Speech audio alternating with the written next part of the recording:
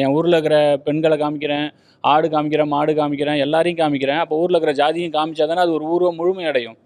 நான் எக்ஸ்ட்ரா ஒன்று இல்லாத ஒன்றை காமிச்சு ஃபேண்டசி பண்ணல. இருக்குது, எல்லாத்தையும் காமிச்சேன். அப்போ இதையும் காமிக்கணும்ல. ஏன்னா டெய்லி டெய்லி டிஸ்கஷன் இருக்கிற ஒரு விஷயம் தானே.